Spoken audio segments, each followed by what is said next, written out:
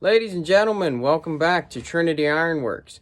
I've got a very interesting video here for you guys today. We've got a very interesting and what I find to be a very special little tool that we're going to be going over and cleaning up a little bit, and we're just going to dive right into it, and I hope you guys enjoy.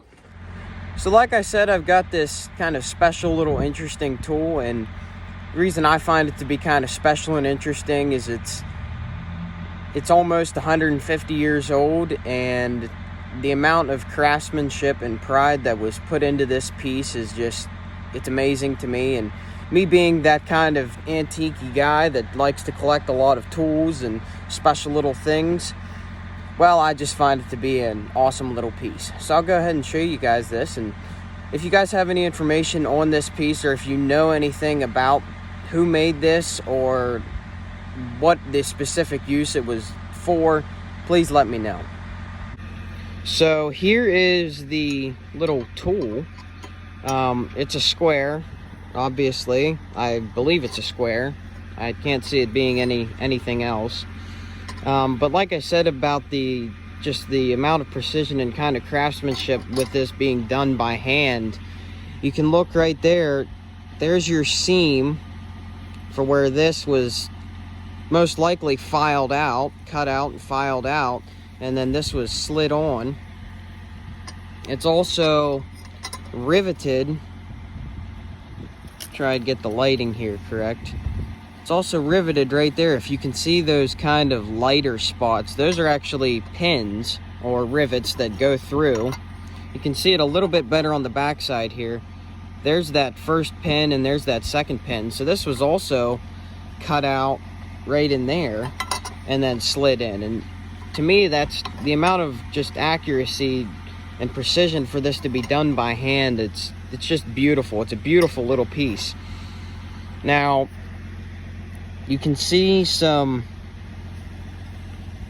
writing and stamping on this, on the piece of this square here. It says WD 1879. Now it also has the maker's, or the guy who made it, the maker's name engraved onto here, and then the date is 1880. Now the fact that this was stamped in WD 1879, and then you also have the exact same thing on the back side, WD 1879. And then you have, I assume, his name. I can't perfectly make it out, but I would guess it would be William or something like that. And then Donley or Don Clay is what I can make out in that cursive. And then 1880. So you have 1879 and then 1880, which is engraved into here.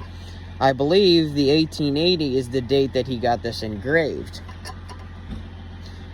That just makes it even more, in my opinion, even more of a special kind of little square that is just, it's such a beautiful piece. Now, whether this was forged or whether it was cast, I'm not 100% sure yet. I believe that this bar was probably, it was forged at some point, and then it was probably machined completely flat and square all the way around. Now this piece here, this whole angle piece, there's no place where you can see a weld seam. There's no place where you can see any sort of joinery around it. I mean, you look at these corners, there's no place where there would be a weld seam or anything like that. So I believe this piece right here, this main frame, was probably cast. And if it wasn't cast, they did a darn good job on forge welding it. But as you can see, so they cast this frame, and then they cut out into this back piece, and then they cut out right here and slid it up in and riveted, or pinned it, riveted, whatever. They pinned it here.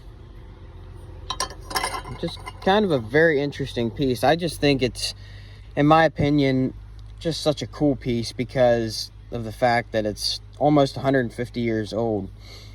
It's actually 144. Once we hit 2024, it'll be 145, but 150 is close enough.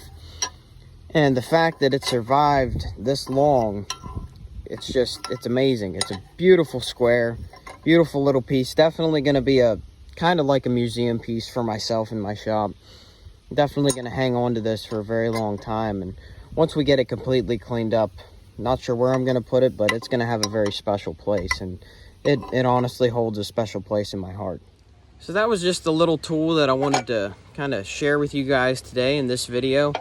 And like I said, to me, in my opinion, the amount of craftsmanship that it took to make this specific square by hand, it's beautiful to me. And just taking pride in your work like that, it's amazing what you can do when you actually implement that kind of ideology into your work and into the tools that you want to make. If you guys have any information about the square, about what specific trade this square would have been used in, or if you have any information about the maker or just any kind of idea at all about who would have made this, please drop something down in the comments. Thank you guys for watching this video. Forge on.